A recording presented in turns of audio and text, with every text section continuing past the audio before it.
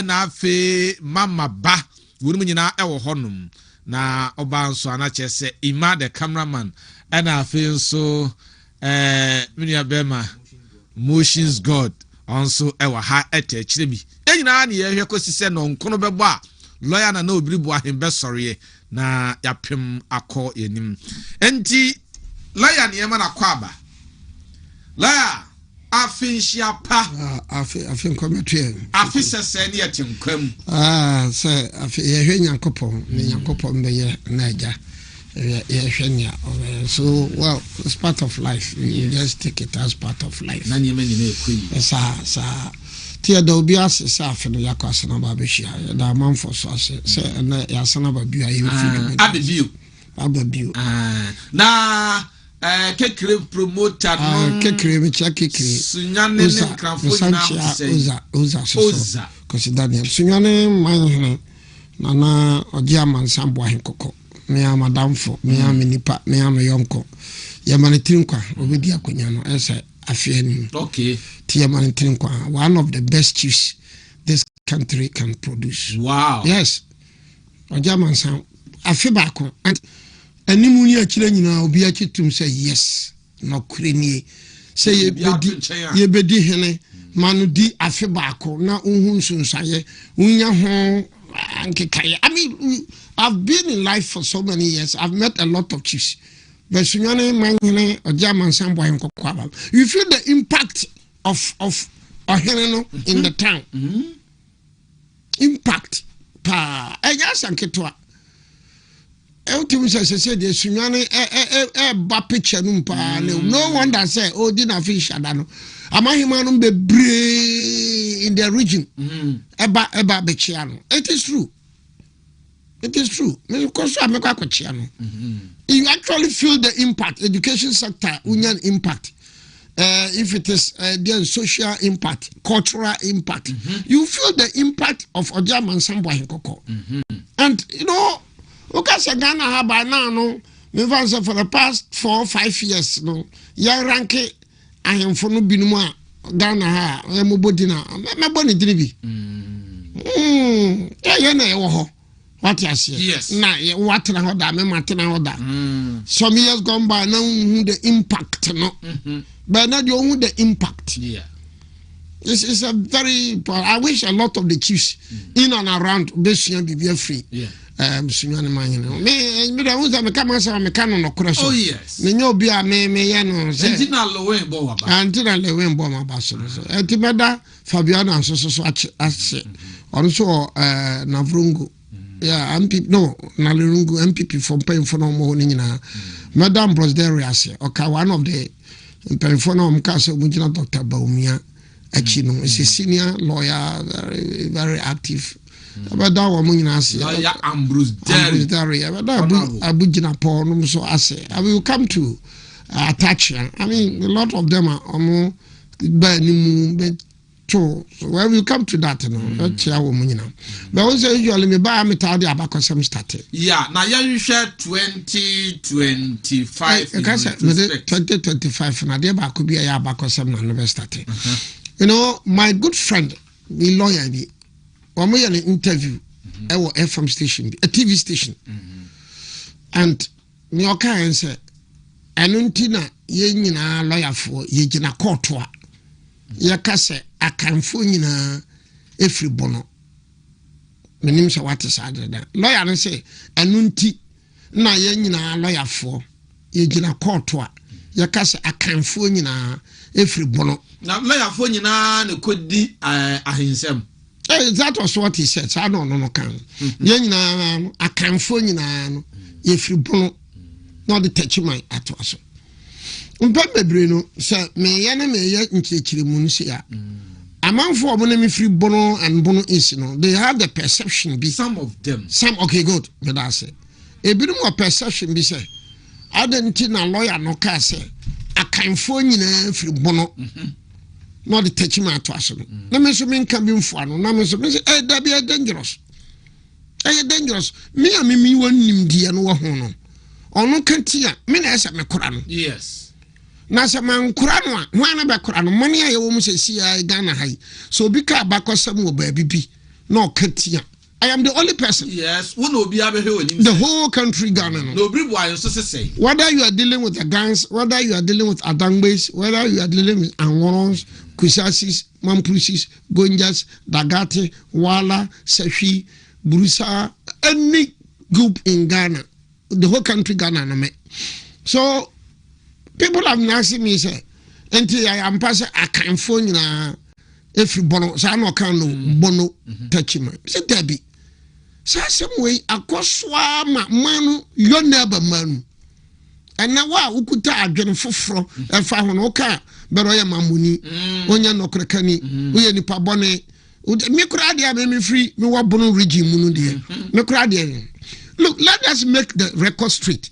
Na wa utia ye ya nyame aboa wa onya kwan utie me no first program in 2026 me set a record straight now da onya nkopɔ wase se nne onya bia utie kingdom be by na na friend of bono kingdom yes yeah.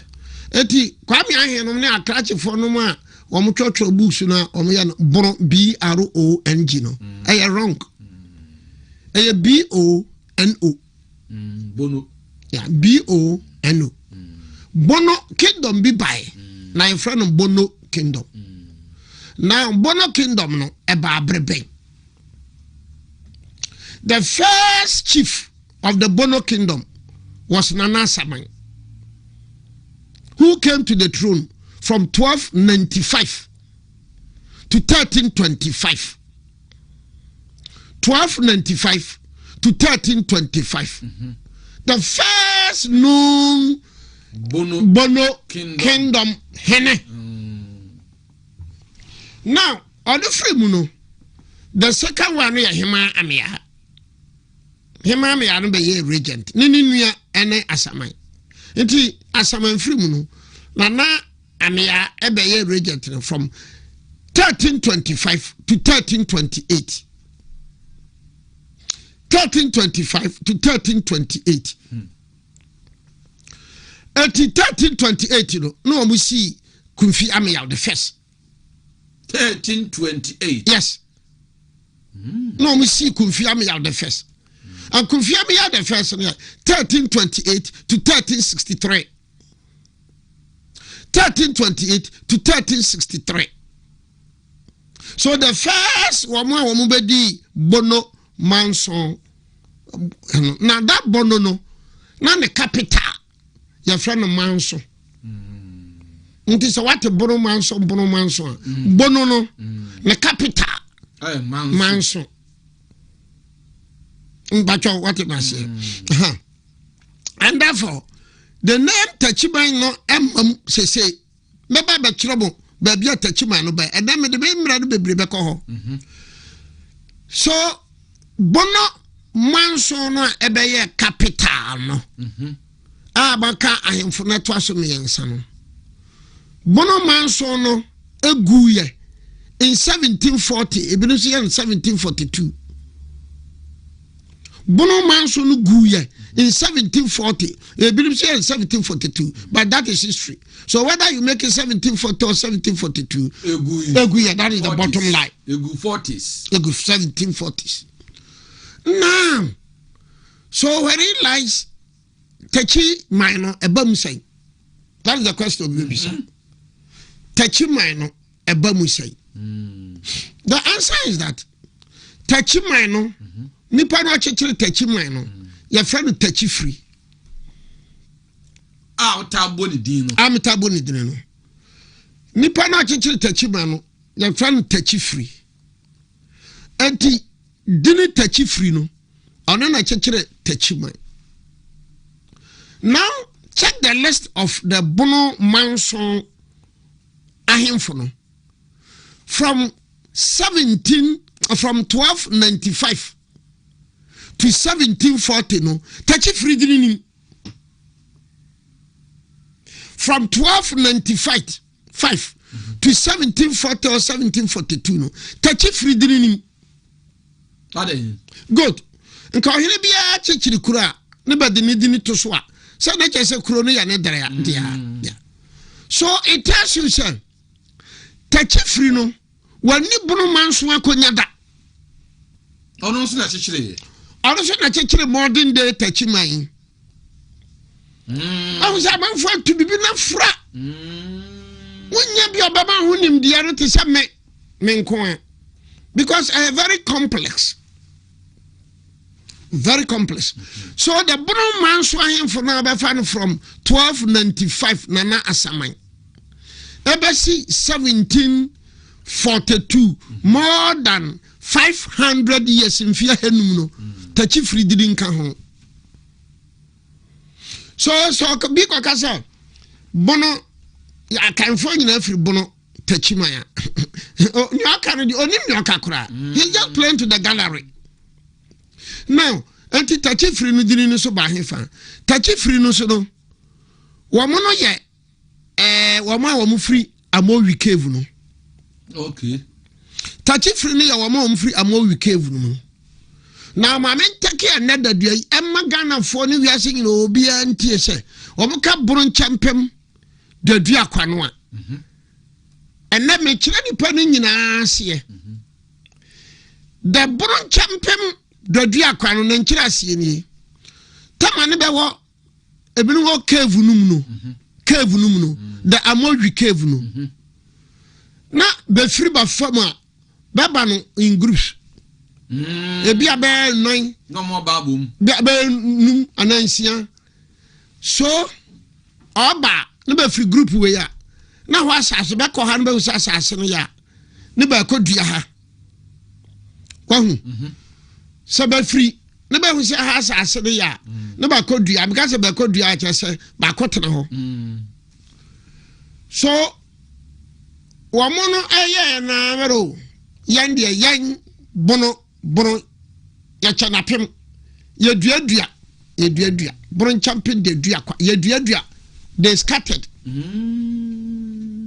ya dua bron champion de dua kwa na is a bono chen apem bono no ya wo bono num no bono mu no aye ba no ya doso ya chana ya dua bron champion de dua kwa that is it so you meet people and they talk and they shout about young bring champion the dear bring champion bring and say the flag be a mahunu flag near yellow, green and white. He said I mean at what point in time and an answer man massive for the yes flag now let's come back again to Tachifri. So Tachifri no so what amo we cave and Tachifri nimya efiankoma no na ba nyina ba wo cave num Tachifri efiankoma na nakokotiko na ba nyina ba wo cave num Tachifri efiankoma na nakokotiko na nasaman na ba nyina ba wo cave num so Tachifri no free cave num first na Tachifri no all hante no na okohunu environment bi ne ho ye kama so okoye no fam no ko fa ni nua no afian kama no ane na nasama ne kokodon ne wom no bae no wom duru ho no na afian kama no esa bosom ache no na awayare because no wom nim say ye bosom no na afian kama na yare then afian kama no na kasa ne ade so no wom anu wom say ye de ne be fra mra num bae ya de abeka ba nua ba no. Then all of a sudden, no, Benyabano, Kasa, no, Ochre baby. And that was where Uncle who Yawan. Okay. What then is Sadichere, Nebeko who Yawan. And that Yawan, and a Tano, Bosomono. So based on that Yawan, no Fiankamano, or no Church Tano Boise. So Tano Boise is credited to a Fiankama. Okay. Then once again, wamu wahono, wamu tira hono, na Tachifri no e hunter.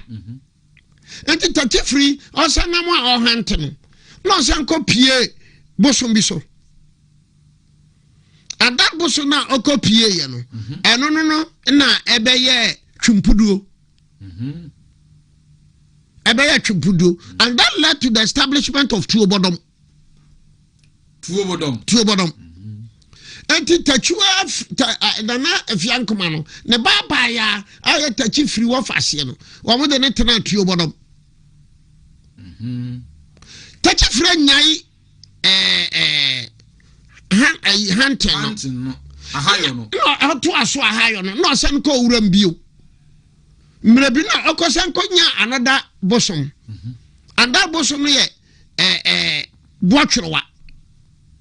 And so you find that the tano bosomono e water no boasem nsuo tano that is no one e baba baye wo ubenya ne that bosom no because chumpudo no will take you to nsuo no and that nsuo no is the Tano river and that nsuo no Tano river no and no na esa na be stand there it is okoboatrewa ho wotra Tano river no stream that is the same Tano river and therefore boatrewa so and na tachi free o chekere na manfo so e be tachi free amanfo so e be ye tachi man. Okay, you understand? So tachi man Tuobodom and Tano Boase they never formed part of the Bono Manson kingdom. No one can but ni be Jacoho. They never formed part for the record purposes. So at the time 1295 na Bono Manson ewo hono. Na Tuobodom Tano Boase Tachi free krom na ni nyina wo ho. And that some of the history books no cry and my details in it say both Tano Boase Tuobodom and Tachimano they came into existence and sana ye free for no tena Bono Manson because it was the amwa before na bi na betena pinihini first na mo before na bi na betena ye free then amwa before na bi na betena ye free no na betena Bono Manson because na land na very fertile. Inti betena Bono Manson no na be start ya medical but Bono Manson dwa no eye kese say even in contemporary Ghana kura no ene Ghana ikura ya duru ikura dwa bia yu na kese sa ani tina ma Bono Manson die Tachima dwa no boka Bono Manson dwa Bono Manson dwa because ya ma Tachima. Okay, so the Bono Manson people no na be no for Burkina Faso e be no for Niger e be dija. Then the Gonjas so wamu ba bediga so atem we nyina no na the ura Japan kro nyamai. Okay, na ba go for no so Bono Manson became well known and famous because of the market. a whole bay market center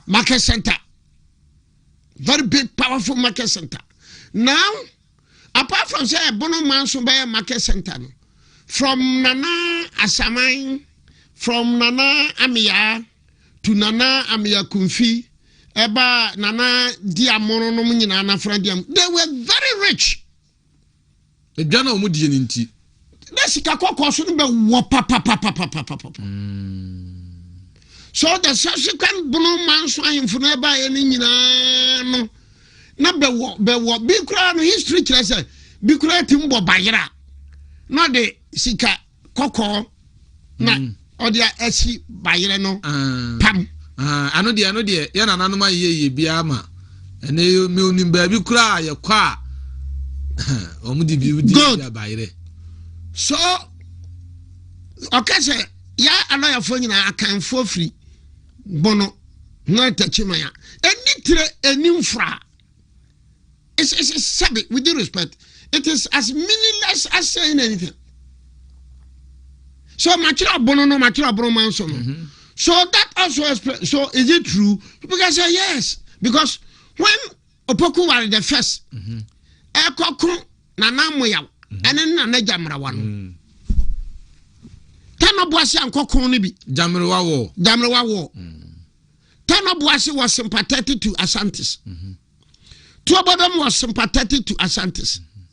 Nana Tachi free na tachi frase for na wo mote tachi man krum na modern day tachi man no they were sympathetic to the Asantes edi entia sa wo no bosom no tano boase tano and almost all the bosom no nyina so no be head ne tano boase tano so bo atwerewa or twumpuro or ta kofi or ta kora or ta mensa no be nyina beti ene tano boase and that explains why tano boase tano no bosom no esi bangoma so sabeka sa bangoma ni twi na ni sai se ukun suna kane no ukun suna sunu bi da ni nkyani sunu bi butu nachi sunu bi yese ba sunu bi ha ukun obu nkotodwe sa sunu no babu nkotodwe no be dwane ngoma na ene fra no bangoma that's on one tofom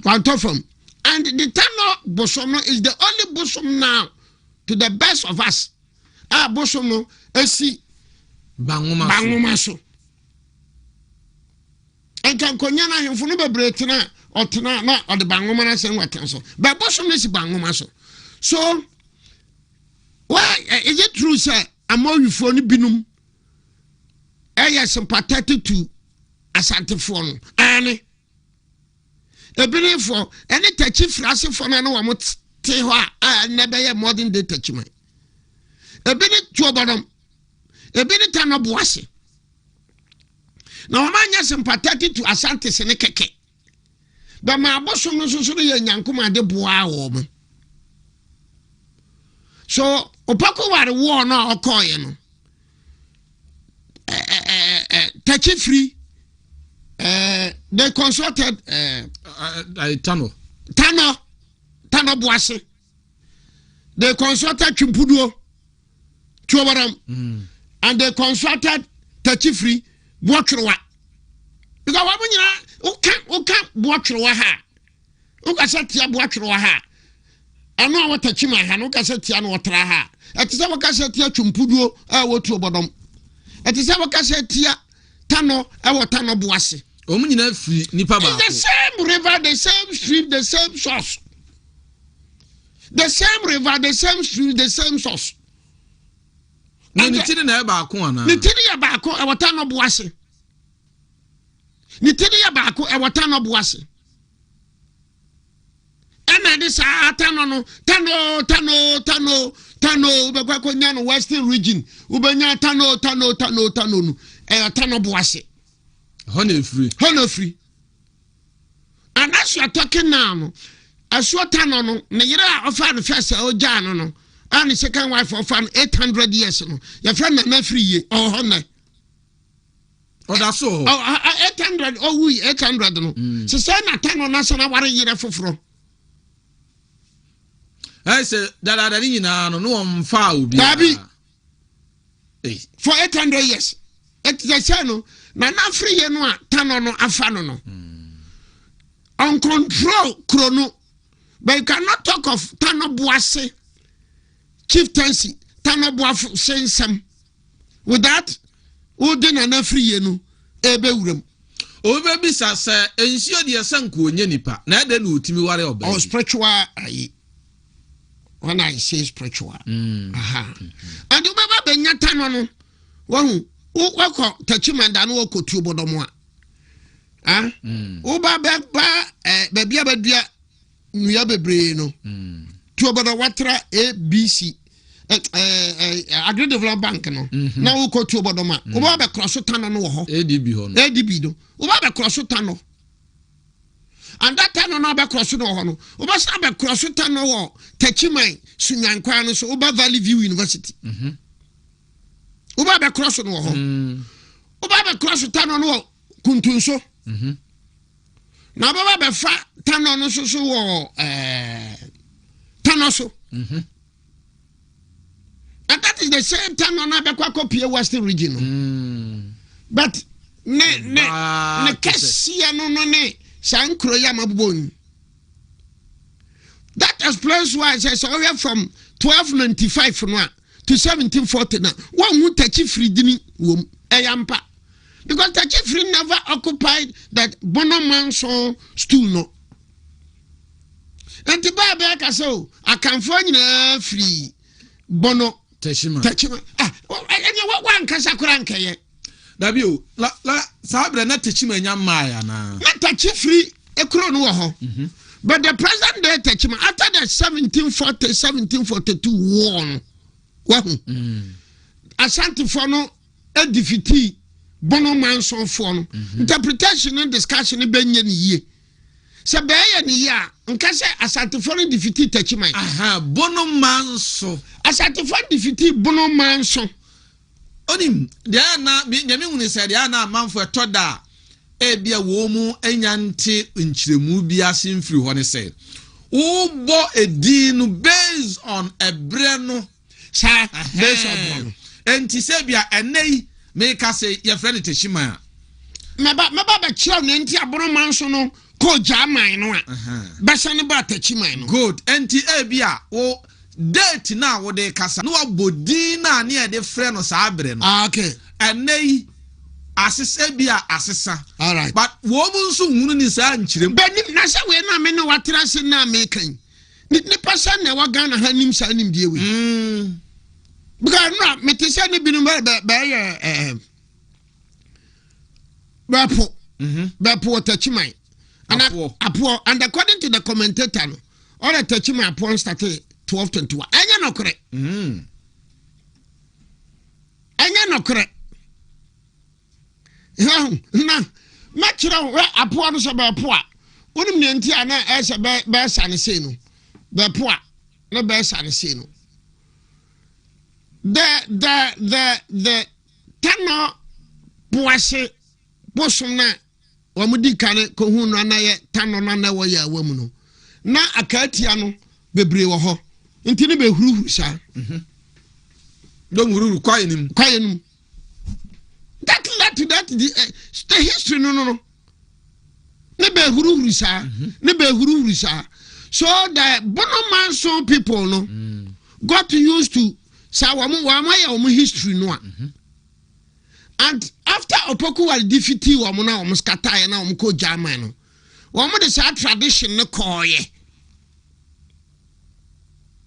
and that what happened aye da ne be sa no ba biu good from 1890 now wa mo started the amanfo ba ebe sre the then Asante ahemfo no what you say and so ya pesa ya saneba but Asante for ne Bonomanso for konwie na Asante for no di wo mo so no beje ben sase no bebre everyone sem so places like Pinihiri Yefri Kranka no mo nyina no Asante for no giye beje ya gi panyina misa nyina.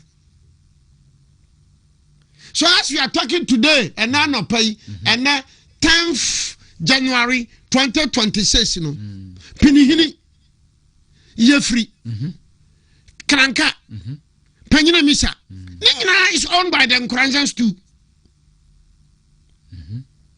Then Nkranzans so Asante. Meba ho. Nina no, na a part of the ancient Bono kingdom. Eti Asante opoku wa the first ni defeat ya no a ochi jamre wa na me ya no wa mo de bafo pim what you say bafo pim ade bafo pim no free amakom enti Asante fo no ye ni nyina na be de man se je hweso je hweso so and 10th January 2026 ameno kasa sesi manson no ana ya the capital of the Bono kingdom no e wo honne dada so ho e wo honne na 10th January 2026 no wa opebia komanso sesi e wo ho and 10th January 2026 no manson no ye between Etanobuase and memfani said who call this Jema Manson is there. Ayo kra and that's why a friend of Manson. Ayo kra ba friend of Manson and that's what he see ya. A mainstream a main road Tamale road no Manson was here.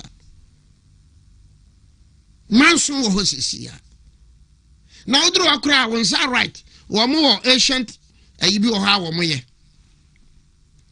and the manson no enne baba ka sansem no nyina no wan na anya kwan akira Ghana fo nyina mu se enne manson no kuta nkranzafo etino akom ne nkiremu manson no a na ya bono kingdom capital manson no enne dadua we no ekuta nana nkranza manhene dia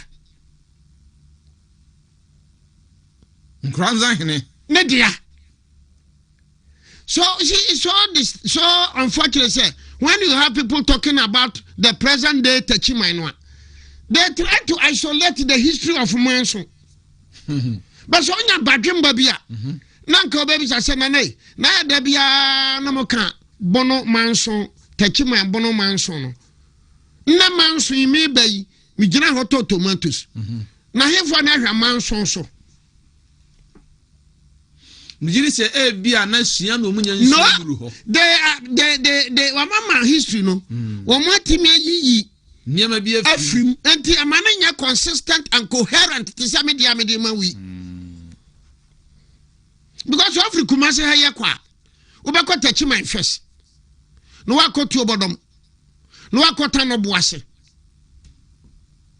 ansa na wa ko manso and therefore se present day Techiman ye wo hoyi se hona asantefo no wom kokon ya enka ye dan enanka tu obodom ene ayifo nko enya present day Techiman ya because the present day Techiman dey wo trata no so ha no wa ko Techiman no wa ko tu obodom no wa ko ta no boase and wo me ense ni nyina ma kire mu se afia nkoma nana kokotiko ene nana sanka ene nana chifri nkro ni nyina ye bedia. Another interesting scenario now in 1896 now mo every German urban na baby asante ye ko hini ye benya atena omo de chopper no bra asantefo no no be okay ene ye nko hu tanoso because tanoso ha no kokofufo no ekotena ho okay ni ya bisa be say ba ya nanam ne be kon ye na beje manson free bensem no and 1896 tema ne be ba no ne be person ka be san kom manson ho esa akotena ho na santefo nga o man kwa ne kotena ho a bibi ba ne tim cha ye nananum dia enti da chwa hwa no ba kontokwa enti manson pa de ya ba munko mbara ni amuma yanko afumai bara dabi tama ne ya ne mo nanan ma be kombono manso no ye ko boso no ye fra ne nyansu buae enti ya ma munko afumai you know nyansu no ofumai then the next nti hono na woman no mo titachi free na kura na bubu na kura no na kura ase no no mo ka cha tano so fon so oni mo kan kira mo say ya wasase wa ha unoccupied land on say those days is the 1890s na bi anuado ho so tell them to come from Germany no mo metena the unoccupied land no and initially they settled at Hensha no mbisa mo say na ram so aja ya bayende ha nshabia sa ya bayende. Then they moved to present day Techiman. So if you look at the Bono Manson history now, Benya Awrano ne Kisimasu for Nedia Henenina from 1295 now. 1 year Techi free dinimum. As way near the Sabre. Unca will be Unca Bono Manson will be. Nobody got no cohokeke. But he was not a royal of the Bono Manson. You understand? So present day Techiman. Baba ka Techimayo, Bono Manson, Techimayo, Techini man when they are Techi no man no anyone but a Techi free. Okay, now let's look at the history of the Bono Manson. Sebe hu Techi free dini woma. Techi free dini from 1295 to 1740. But in fact, even Techi free died before 1300. Tachi Free died before 1300. Okay. Tachi Free didn't. So interesting to support in the American, you know. To support in the American, you know. If you go to Tano Boasia, if Yankuma Asifono, if Yankuma Asifono, some I can't say if Yankuma Nebabano, or in a better tree to Obodom. Now, if Yankuma, Ninia Bama, Natchire, Tachi, Ninia Bama, Tachi Free. No better tree Tachi mine. Good. So in 1996, now when Murbano, Anna, are you for no Tachi Free Asifono? No, I'm not Tachi man. So when there was a very big kingdom. What I say? Bono Mansion was a very big kingdom. No collapse here. Eti Baba, let us give them the due respect and recognition. Eti Baba, Bahine na bebe sino. Yamani maya hene. Na ya jumo for the we will continue to control our lands. Eti uko Tachi man nena. Kurantira family no. Ya febe jumo for. Jumo. Sa na uba tuobodomo. The ruling class in Tuobodomo, ya febe Jumofo. Sa na ubata no boasia. The ruling class in Tano Boase, ya febe Jumofo. Because it has that line, no? And therefore, whoever is the chief of Tano Boase, if young Kuma Kurano, Obasina Tima Bedi Hine, Ewa Tuobodom. Because if young man about buyer and a Tachi Free Cronumano, and to a better bedi hini or two bottom. What I say? No better bedi cronti hene, Jumo hene, our Tachi mine. Sana Tachi mine, cronti hene, I have friend Jumo hene, or Timmy bedi two bottom hene. Two bottom hene. Tachiman Crotty and Hefa. Tachiman Crotty, I have friend Jomo Heno, or Timbedi, Trobodom Hene. No Santibidi, Tano Boise Hene. Jim Cronomian, Satano Boise, Tiobodom, and a Tachiman. Therefore, Jumo Fono. Tachiman Crontiren, or in a was as more, on a was as a cassia. Tachiman Crontiren. Or then as you are talking now, or control Bochroa. Tachiman control now, or control Bochroano. You're from Jumase for. Now, but you about Swa.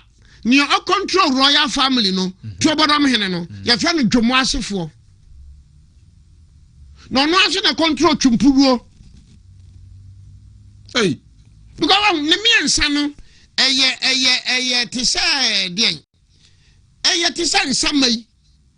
move together. And therefore, if you're the queen mother of Tano Boasia, Ubatima be a queen mother of Tuobodom. Now, Batima be a queen mother of Tachima and Krontire Hima. Tachima, no queen mother of Krontire or Krontire Hima. And that the Juma family of Krontire. The Juma family of present day Tachumai, the Krontire family of present day Tachumai. What when a Tachumai no present day Tachumai?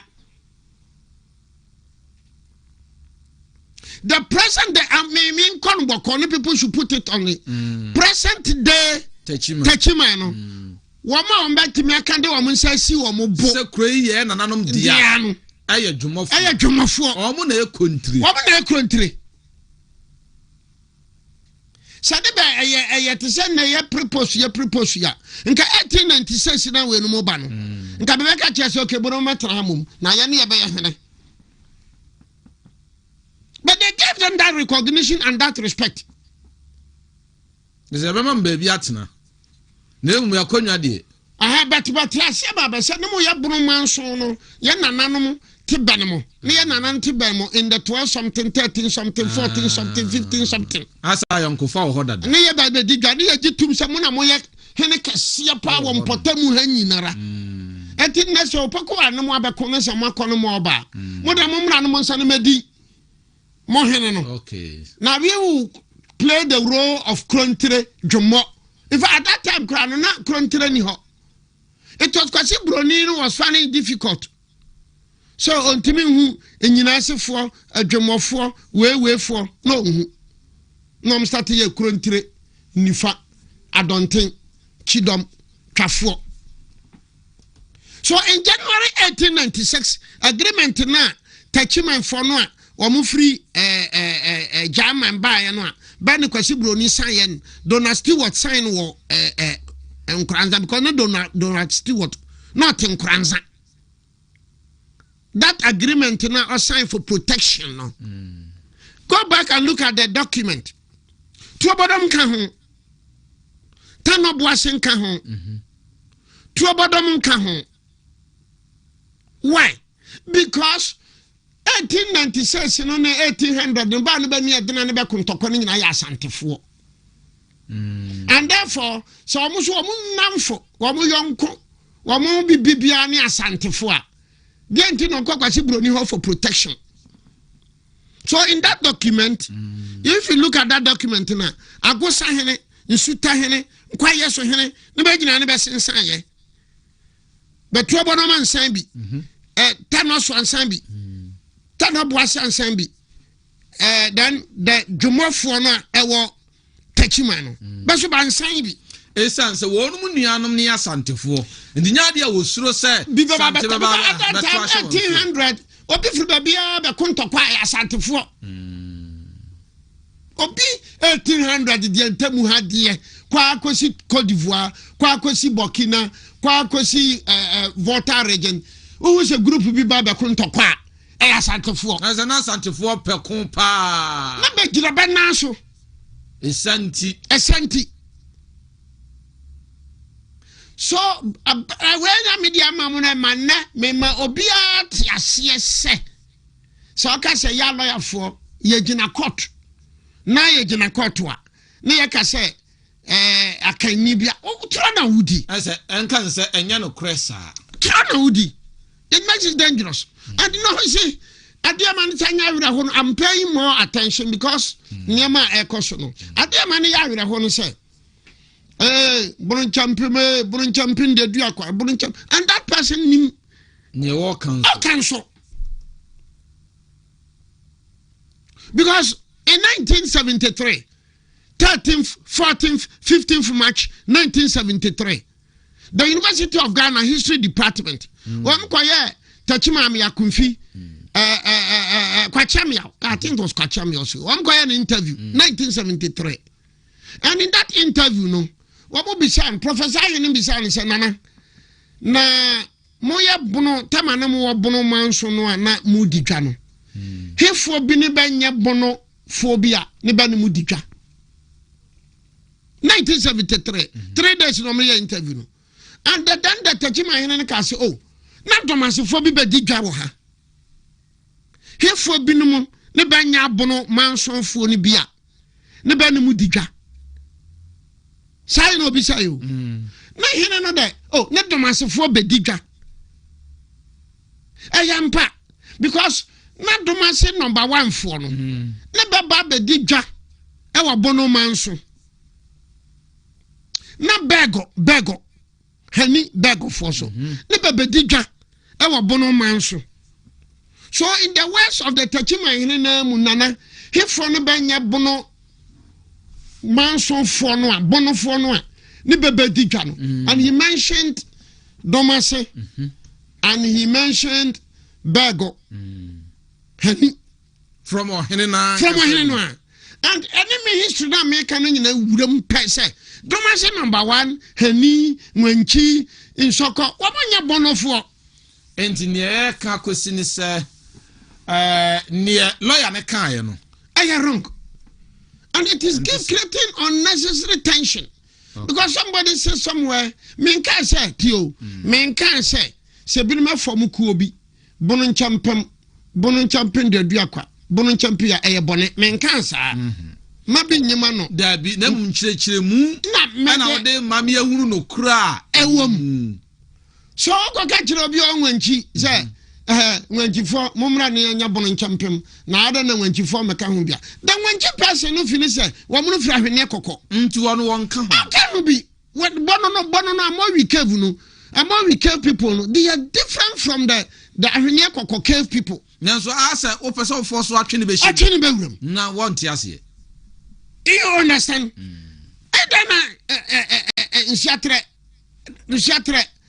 for you na bono I don't have any problem with nsiatre sense na bono but I'm saying that history there the nsiatre no our bono region but nsiatre nye bonum he has no relationship with the bonum among cave for nsiatre for no cave no free bonu nsiatre for bonu no wo mu free mu no e cave the cave is there.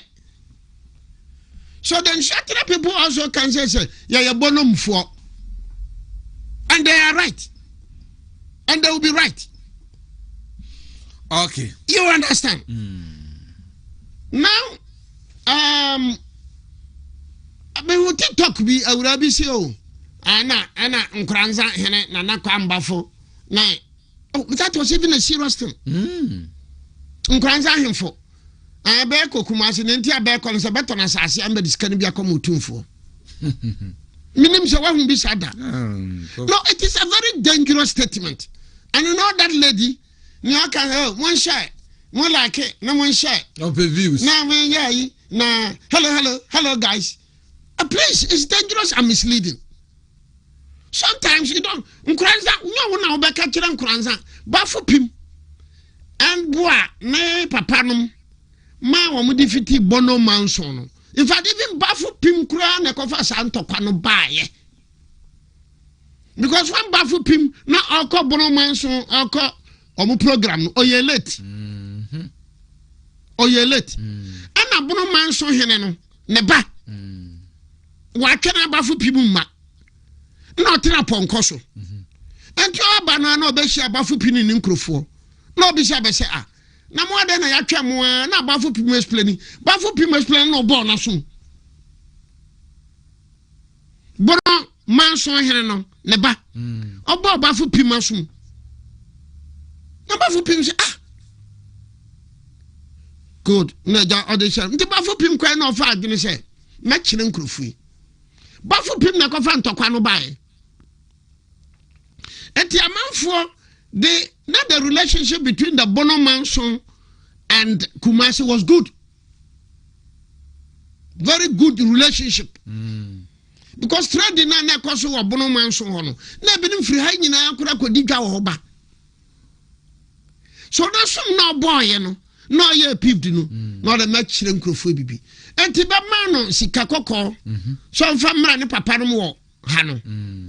Na koto sika kokko no de koto atuduro ene moba no de bediakun no de koma Bono Manson hene no sam papa no bada memfa mrew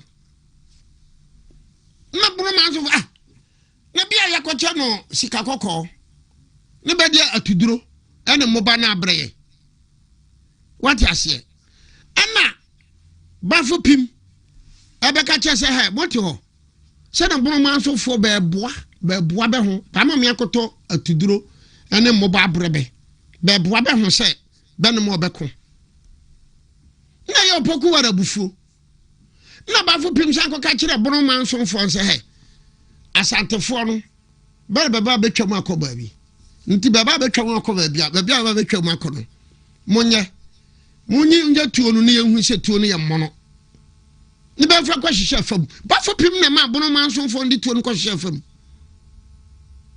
And that baby a very share no e nsuo na ene wo kwa ufri fori krom no person konkranza nsuo na eda ho no de se nsuo eda ho fia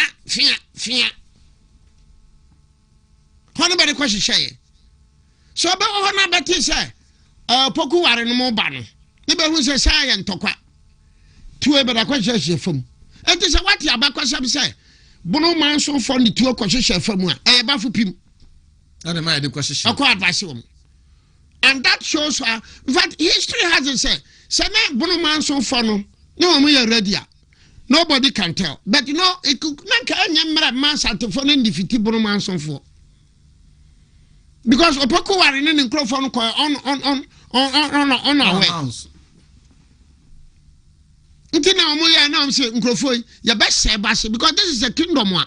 No about from 1295 to 1740, 500 plus years. Inti suna yayi be suna se ben sori kura bio. Ye bubu on. Be bubu be. Inti ben sase na beje ye no nyina ne be de ma nkranza beba no amakomba no. So today 10th January 2026 manson no e wo hosesia. Kronda so. Yo. Fine, good. Mama Sanem now the last one and so which has been going on air. It's very important. And I'm say and then my politics good. So my politics track it to be now there's this discussion going on, and I think that let Doma Amasu Hene and Kobia no madamfo. Onimishia he so rest in peace. Nana Yausa Ayana Amasu Waka baby. And Kobia. Okay. No madamfo pa. Okay. He was a very brilliant person, very enlightened, the human perfect. Now, no let me share. All Obiri Boahen. Unim history in Chanem. Yeah, Doma for the Yana ye Diana PC. Maybe so what is happening. Mero Nana say where the Okakra am say. Okay, I am sorry. Sabiu, Menka said Tiobi. That be saying, you're winning me and I uncle Father. I know. Is it the time the man started from 1640? The name, the term, your money started in 1640 plus. 1640. Now, the man came out of Akwamu. The man came out of Akwamu. Yes. If Akwamu ne buy. Yeah, it was Akwamu. Na konye ato. Na konye na bebe dinu. Na ntokwa baye. Ena fashion bi se. Ye de doye mane. Ye tena ha ye beko. Nti ye doye mane. Ye tena ha nko. Ye ko. Eti baby sase himfo no ba san la ya be koi. Bere ba be do be mane no. Na no mo koi. Be koi. And that was in 1640. The Akwamuno, first known chief of Akwamuno, Ajin Kokobono, was 1550. The first known chief of Akwamu was in 1550, Ajin Kokobo. Now when that stool, Akwamu stool, no, Wamuyayano, Wamuyakoto, ne die Sakonyano. So the Doma, which came out of Akwamuno, the Akwamu was 1550, the man was 1640. You understand? Me my history, from Akwamu, then they came, they moved, they settled at Suntreso. So, in this submission, anytime I bet Doma Biano, from 1640, ever. Okay. Anytime I make it could be 1641, 1642, 1650, 1660, 1670. Fanosa. I want to meet TV. State of Ghana and Ugusu Ocean. Lawyer na no Obiri Boahen and Maya Bakwa Semino. Na near watch this is no. What I said, can obo a deed doma a date from 1640 ever. Because the chieftaincy matter no started no when you started 1640. So I cannot be specific. Say 1641, 1642, 1643. I cannot, but 1640. So the first time we had that term to say Asante, say 1700. The first time the word Asante came into the history dictionary in 1700. Because Tama Enyamaya no na yum krum. So the first time the man came into the history of this in 1640 ever. This is say kind of man na ye bohu date na 1640 na dey aka asem. But before 1640 there, this was kind of kwamufo no. Good. And no na ya na historians be nim enti wo muntumi differentiate that niema ma down so historians mun. So because in Kokobo 1550 to 1640 no aya kwamu 1640 na kwamufo no bi. Then they eventually settled at Suntreso. So the people who broke away and settled at Suntreso because the Kwamus no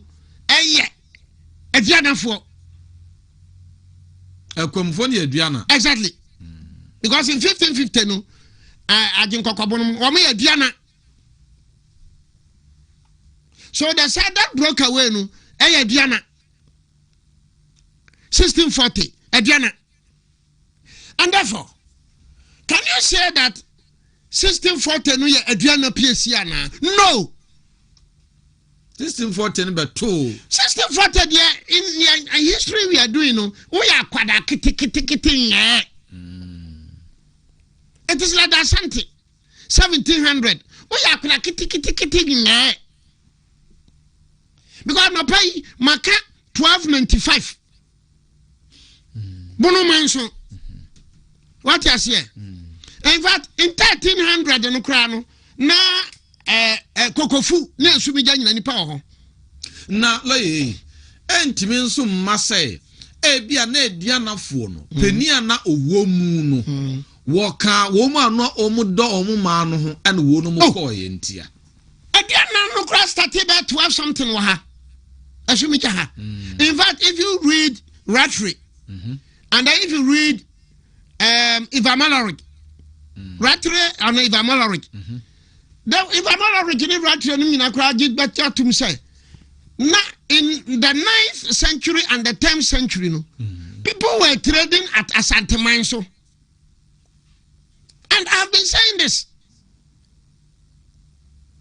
So that 900 1000 11 1100 na aduana fo no ho na chese entumi nkobase na aduana mu penimpa no eka wo mu omudo mu man na omukoe no na aduana 11 1100 no to 1640 nipa ho na net ase. Okay. Because I shumija na koya timokwa na bi koya samankese na koya nyina wase na nyano wase no muti binim eba ha.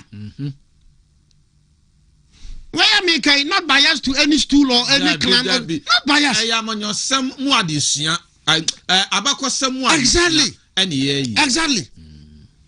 Because woman 1640 no 1640 no na kumawu ani akoko ani bompata ani kwaman na baako atara from war no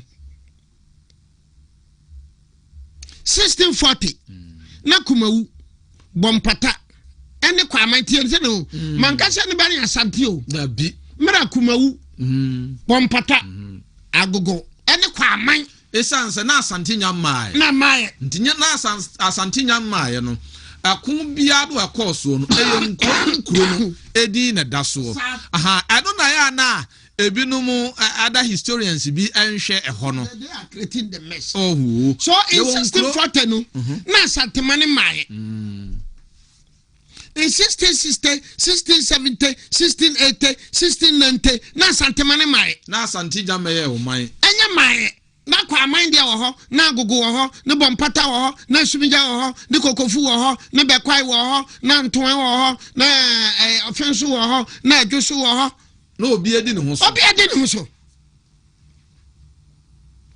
So like mene nana ankobia no ekana e discuss tambia. So if you are saying say the 1644 no una we ya edua na PSC it's wrong because even kumawu ya diana o bompata no na agogo no kumawu ya diana kumawu kwa ata from fuo no between 1530 to 1600 I say uhemu a omu nana kura no abesile twa kumawu kura waka esumija adiana fo na kumawu ya kura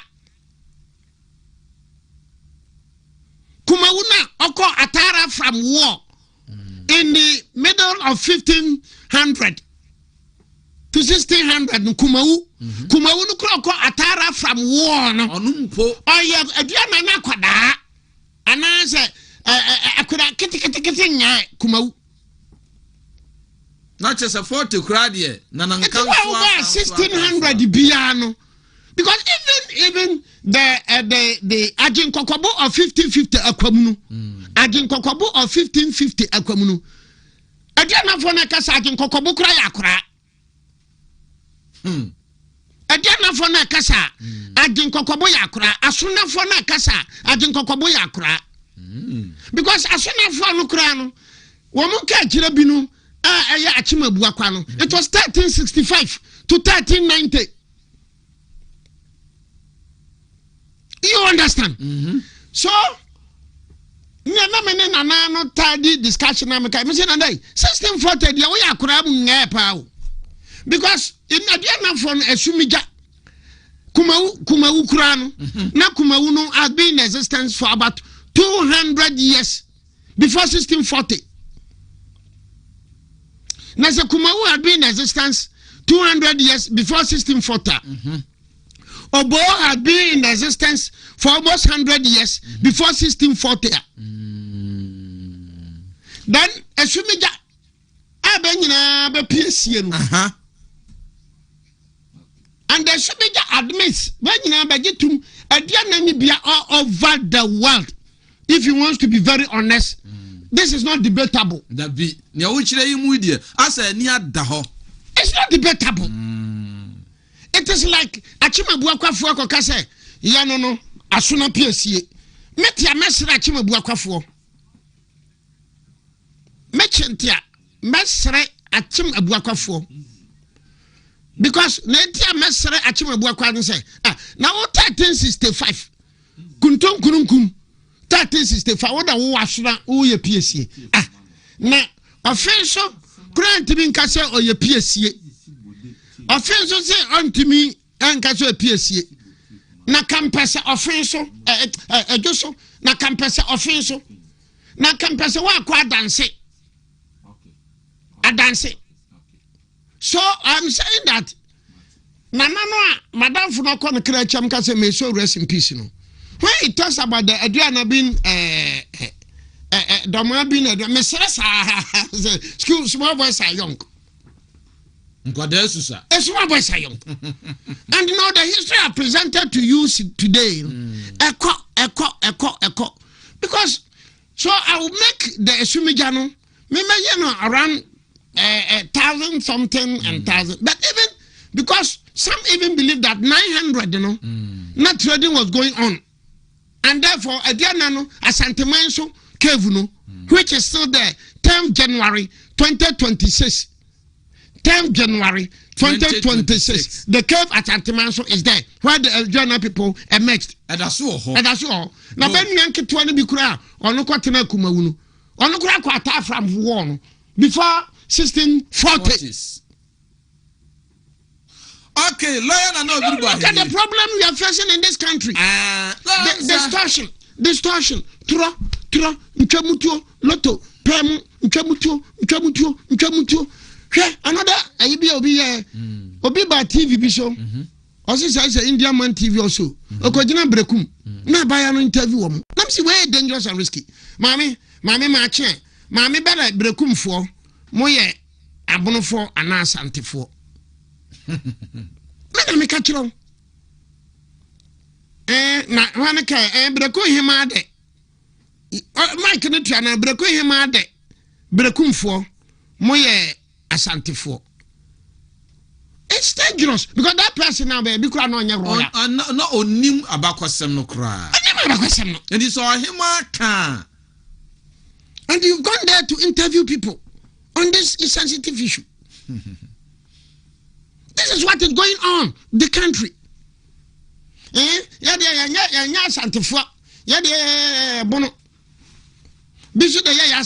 No, this is dangerous.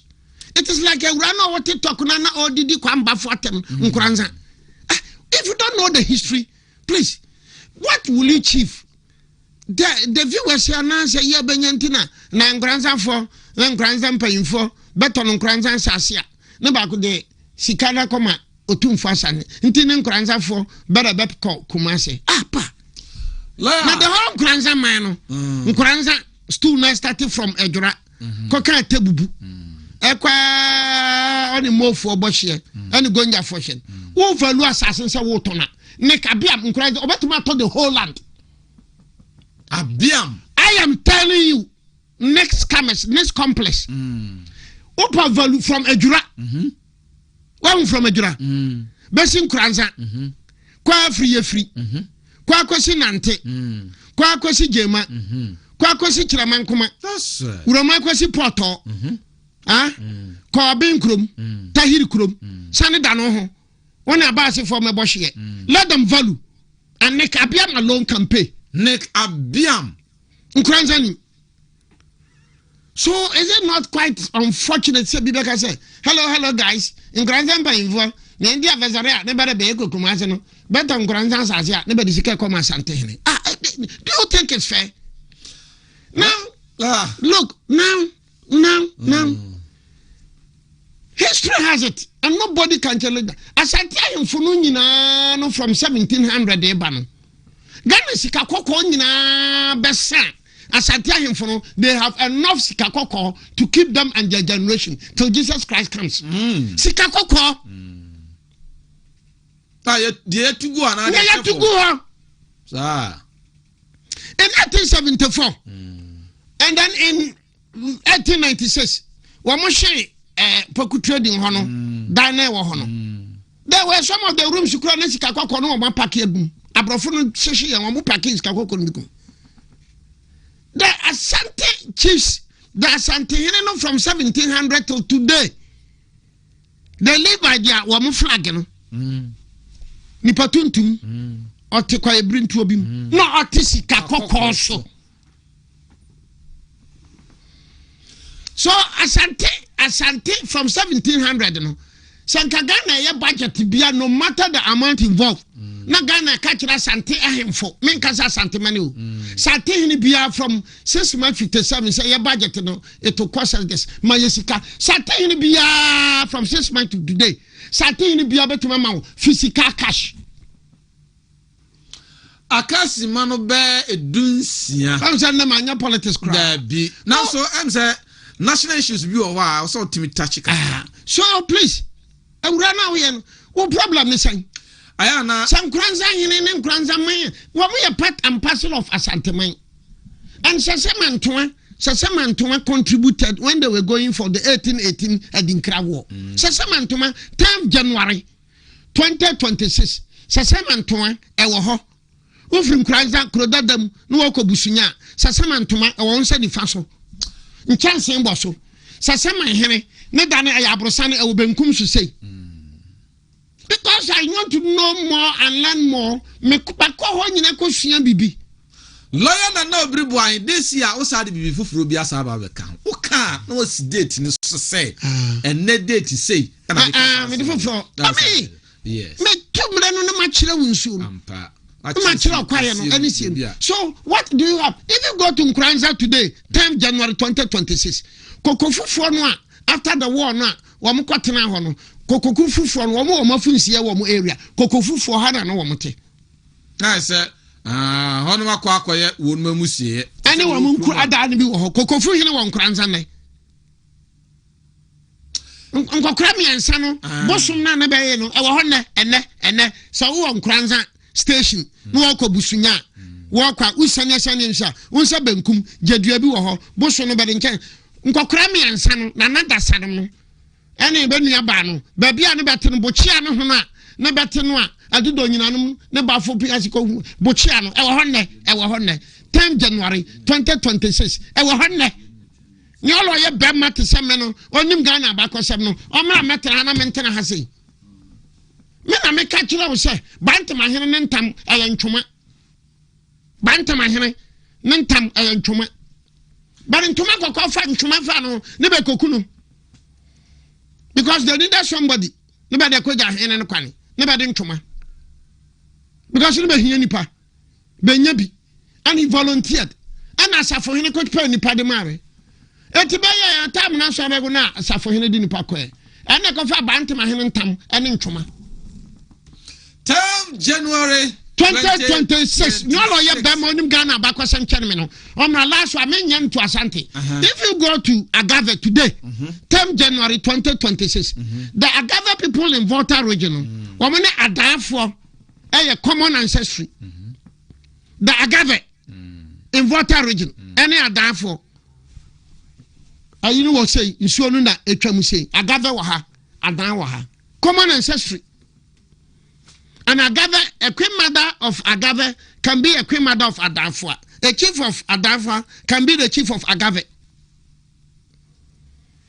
Okay. So, when person be back say, we are restricted to the accounts. That be. Me just say baby be a minimum. Yes. So if I'm saying say agave ni so oba adangbefu no ha agave water region oba adangbefu no ha first baby obekwa di obeda no e adan no oda onto ni pum onsuro because they are one sa na adan ni no so okowura water region baby obekwa da no ya agave onto ni pum because they are one omo ya nuafo.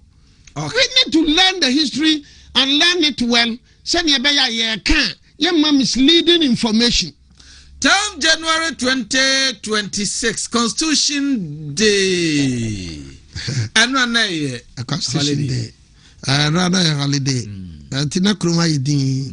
Now you see Constitution Day, yadi. But like what I say. I think that is the only topic. I mean, the baby said, no, you see, sir, ye did Constitution Day. A dear dear na Kaiwo, dear dear now, dear dear now. Ya pass from 1997, 7th January 1993. Abetonne. Near Kuta Constitutional President and appointed Chief Justice, President Edimotu Chief Justice. President na appointed Soja Panini, President Netu Soja Panini, President appointed IGP, President Netu IGP, President Nama IGP Extension, President appointed Immigration, President appointed Bank of Ghana, President appointed name them from 7th January 1993 to today. I check. And this is the Constitution. Does it mean it's a Constitution review? Let's not waste our time on them. 10 regions. Why? You know, Mantam at the time of baby free bedroom, I said, no Mantam you doing here. Never could do. Okay. Basically, fundamentally, the whole exercise now we in a flawed. The Bantrans Cranky. I think I almost say charge you causing financial loss to the state. Yeah, we have 10 regions, existing regions. Work or 10. And then the mommy saying, "Yeah, Jimmy said, President Mahama, he's still harboring this third term." Because who? At the time, I want to report no, I come up President Mahama. I be saying, sir, now President Mahama, Council of State or National Security or legal advisors, no one brief no say, woman command them doing and then he should take a second look at his legal advisors. Because men are me president no man tam me doing no ba ko dum na mte se bere bede ba nka first me shada ma baba bedro na ma bisa be say na mo come him bere ko dum bere adre so ye doing and then Mr. Omonyemo nkrata nko. Oh, no, we didn't try pictures class. It means that the man is not on the top of issues. Because me or Boahen and son a baby con. Because I'm making can be brain tinu. Let me privy to the information say Banco doing siano. And as a family the Savannah region. Because it is the president's own region. Northeast. Omanko. Bono East. Omanko. Oti. Omanko. Western North. Omanko. New regions. New regions. Now you are all region. President. Wufri. Savannah. Omantam. Omanko.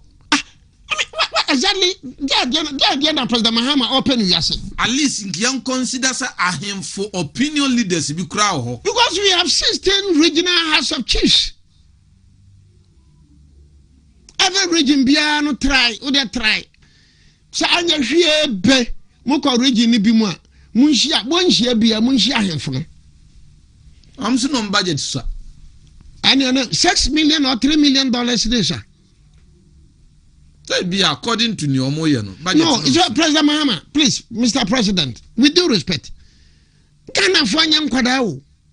You are dealing with human beings. With due respect, Mr. President, you are not dealing with them Kwadabi. Any ferry, any woo, any say, a buna umu, Nipana mantamin senumana. So can we, let's be very honest and sincere to ourselves. Say Akufo-Addo or Akaini, and I am President of the Republic of Ghana, whether Akufo-Addo or Ajekum Kufuor, and a man tamino, woman echo do no man called Dunsia. Woman call Eastern region, Akufo-Addo pensioners and come call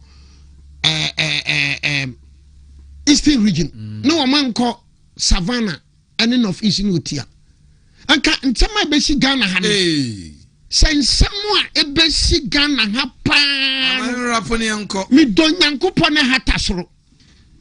Say Akufo-Addo ana say Ajekum Kufuor. And say even Professor Mills. Even NDC Professor Mills being an account. And a woman qua and can this country would have said can the young one didn't bet mercy. So you see, me Jidia was President Mahama Munu. Also, Metina Hamrabika say jump. I'm a kaipa. But me Jidia not Tikokra, Maniswa Tim young. Dear na wo Pamrika Ben and Wutua. Waji. Now, I think I say committee be Baba share recommended. Third term, no, and that's one team. Third term, and that's one team. But President Mahama, Wubanya, I design one man bootlickers, no, I bet you won't see you. Your bootlickers will tell you, say, pursue the third term agenda. I'm an yet. Thank you. The bootlickers. One more be catch you are naked. Chan one more man to me frau. Ni fe kente pa beni we di ani nana yanko.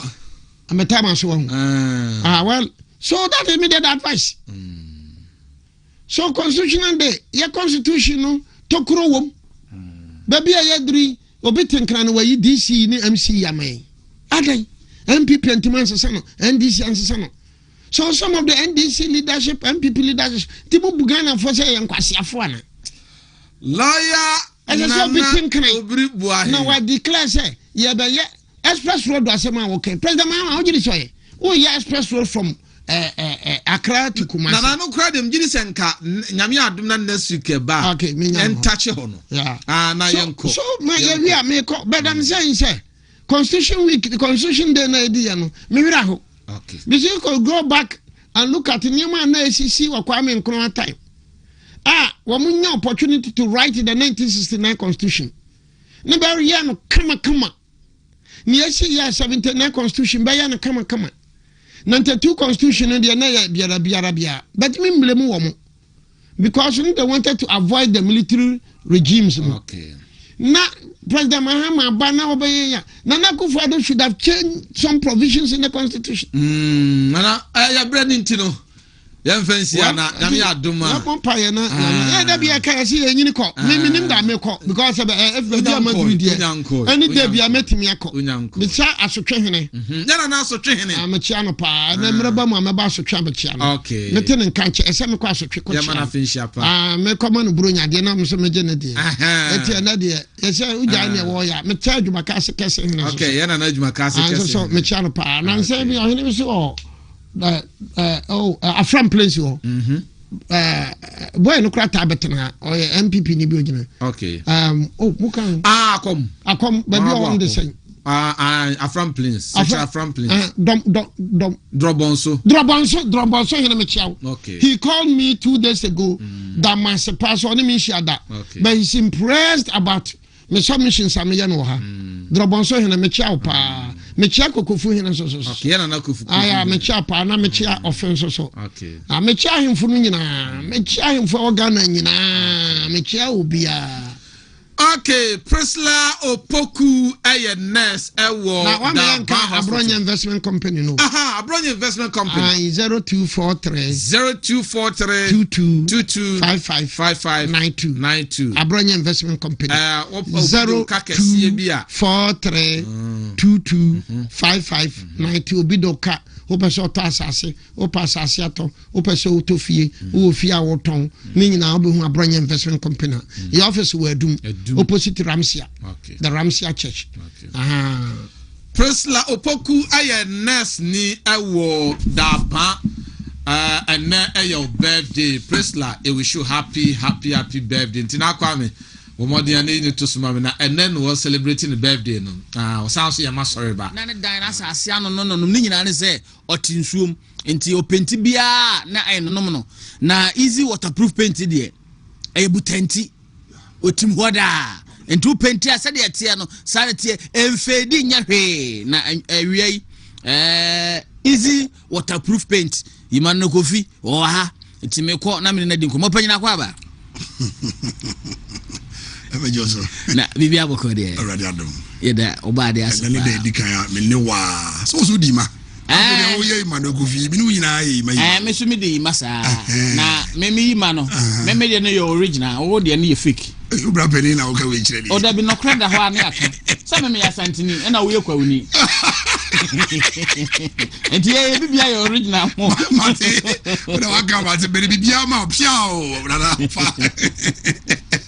Na the woman say me say na wo ye intro the no mani anje. Okay. One say easy waterproof paint. The bag na have over 40 years in it. Nice one. Na ya nanti mo ni e modawro. Okay. Muhammad Aroma na mama e that landline ni ababontin. The dey hu ye ne say enne nipa bebre asisi adan a. E na se nyina no nom ase afrofu. E wo ma ba hu say aye friend say. Kwame de betuso. One with the message. Okay. And they say, who sit down, na say one pintia. Boss, one is cranky. And say they say, we wash out there. Now, what get away, no one shot at the end, what is your bunting? Just say, Nipa because I am Mr. Wagin here. It's when I make no. It's easy, dear. They're making us say, who dine to be a to be able to say, ya, a man, how?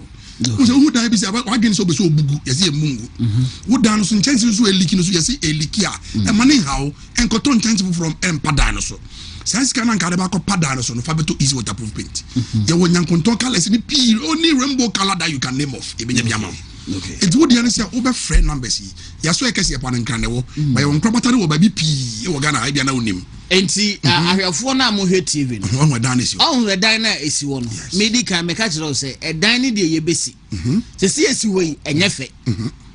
And found this type be our sino and your fate. But unya the paint, easy waterproof paint enya paint pe ebeyefe come na do be 10 to 20 years now paint bi wow oh yes not just mfedi o debi we abokura de debi e painter true bo say the way you should be down in it yes e painter true obroni no bra bi ameka nemo de e paint mi hu bi da good eno na ma ye di painting kentemu atimi sinto grow no quality ni so high and the quality so thick who say we you just 2 sizes in the same money we have 5 liters oh okay and we near 15 liters and to say and what's if we are no plaster adwe dika about should be easy waterproof paint and am pokwa na the iron say be what's if you na we na water foundation what blocks no it means have a paint blocks come out e wa mo oh yes na come say brono no who sit down and then add this will be nyanya papa boche no kwasem wa nim say ne ya galam say for ya asase fa and ya ye nipa so ya futu asase no anyaka for so person be ko achi anu ha no akotete any clear dey be dey abrew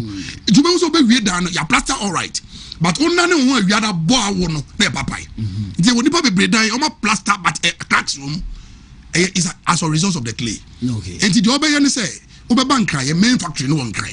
Ubesi o Peace FM anymore. Boss is only Peace FM. Oh, many Peace FM. But you see what bus stop on grand go Peace FM. No afraid. Na ikwa nipa body same thing here be shiao. Emu wire from there, una mabeka road no so any petrol station be anywhere. Ejuba free on 0593 70 76 96 0593 70 76 96 babia wo bia baba be shia na de wura factory ho oti ho na na manufacture ma enye paint ekra eya na bi no mu fe say paint aye kra fi ama no na eba eya na eye no oba na oti factory ho a na dodo bi a pebia na de gu kam na de amount na de call site easy opanyini ya opoku okay opoku krom na wo sunwan road wa send message aba okay na oseme misa o se ebia ono no o 6 bedrooms okay ewo efie o sisi okay na bucket no dodo san e na ono no betimi ato a ebetimi apenti sa 6 bedrooms ni de meka che ne se se esan se ye painting imprenu niti no minim se body ka di paint ni bia kada ndade a okay ye beba be rere ni na ye tuebo nko easy de o twekra time be say easy ni mom na the first face eno na de say di ka plaster no awaye no se on painting dade na ye dam no dia de meka che ne se esan se 6 bedrooms ye fa say 1 bedroom bia no ye the one we ni 1.5 be peti okay it is a 1.5 dia na say 6 dia it one talk about 10 to 15 buckets okay yes ebe su complete complete so the painter so e beba be painti ama no minimum bia o painti obi 1 room okay toilet and bath okay kitchen come esa say painting nya papa yes o yusu bucket mako 6 enya papa enya ngeto bi kese bi oh dabi and nice painting and one na say dey wo ke dey opanyinu ya poku dey simple kura ma no very simple 10 bucket pe eno kwa no unse me fa mani hu ya na make yi e be kwa na nnu wow te bi ka eboti ba sa dey si wo dey painter dey si wo so expire hey oh that's media si fie for 3 years and say and so in kicking there be easy trouble share easy yenya nkura wo kuro oh say unim say ha no dey me dey wo ha dey say ade nya papa mu so e wo mu sa ba yenya nkura wo kurum ha sabi ya hand dine paint I am correct ama ya painting paint I am correct e bi kai afini duru ya be dubro nya na say ko painting mu ko ya da ne bo ya ko na da ne bo wo dey mu say inspire dabi easy dey expiring date bi am dabi e bi gwa ni hu dey be so bucket me dey ba da bi hu e bi ni hu wow yes say ade no wo ya no wa ya mana ye papa it say wo to ne na the painting dine na be ka wakata 2 years time we start to paint wo san go to bi nti unse dey ye say wo to easy na ade keka ade fra yesu it is a bioso a ye hwie de ye na dey dey so fra quickly ni akata so wow don't about me wo be si fia me boss dey mam ya 2 years ni me nyizu ye enya hwe afi na my say me dey fufa dan mu na we kama eti wo say aha no enya platform a ye ba itwa nkontombo una wo ade ba ko ye me dey wo ho ne say ade enya papa no metra ho fa no hey dabi and there esa ma say wo fans base wo say wudi wo ni monyam ipe tie eti bia me ka ni monyam e kra yo ha no enya fa de agro good eti ade enya papa unti say me papa easy me ka bi yes eti media ni say wo be ba beto na wa kakale sa ape na wa frɛ and na ye kwa de so wo frɛ na ye ko waiting grace afro back when say easy bucket yes hui yes ehun ye brew enti amafo adwe o mo say paint ni nyina ye brew ebi obi pe different color e dia paint ni fie eno no kwan ben so na obefa obenya bi kwan obefa so na so obefrɛ 0593 70 76 96 wow abroche for no +233 okay 593 70 76 96 wow. All the colors but you said our colors be say what are they shell black ye nyensuo they say was specific colors be ye nyensuo and no contem to market okay it no say ya less than 24 hours na ye ka bia tu nkran ya ka bia tu kumasi sales officer they dey gum VIP na won saka no am ya swat so ntaka na titi easy there e paint bia da bia meka afini a me mu border ro ha obi di onya complain o ka da yo big brand what unam gardener ha obi aka bibia to osum say easy there wakoto nu no wo be gini sika onya bibisa eti e kire say ade na ye bo hu da ro no e papa se wunya complain dia e say papa sa so na me na minya complain bia de minya last time I see ye dance dey say dey wo kana okay tenant bi na say ni fie wura ogo hand dan na fie ni nwunu ye yi sa okay no ka chance fie wura chance je so be pani nyina na wo sa bon chance mo fro de mami o se de ohu ya say ni fie wura kita easy waterproof paint no dey ba o se mo fa nkosoro mo go paint chance so no say fie wura anazamba na otu chi because paint e wo ga na ha de dodo na wo paint kura na nso no nom no na chance nso ogu ye yi o se besi nne nso ni dem oku no way yes e paint en wa why e paint a edro eti se obose o man kwa chocho da no ho a o de mo nkoda ombe sorry no de front mago gido na papa on surface no anya na back enye paint a ye paint ama so ni aka cho say kokotiro bi dem na nansansa na pampa na fi dem o any side no kwasam pa na o e wo painters be bi o amu paint o dan o ti so tu ko tra ba bi 3 days because pampa ni o mra so o basati o beti aka do nka ye de ntisa It's easy there a pabri. Say to make a dear nya papa no entimi 40 years of Ghana. Ghana oduma ye nya papa ubenya 40 years no abre. Oh, you ebeguntem. Ebeguntem. Enti e chia wo say adena ye na e ade papa. Ba ne ye sesum ne modawuro. Enti ye jama ya no mo a say be ba ha na metu nchia say. Wo also work enten a udi nsu obeguma eliki ni chamea. Kamemiti na kono so timi nsanifa ana benkum so. Enti easy there. Ni ma de ye bebre wo de so wa unim. Enti easy waterproof paint. Okay.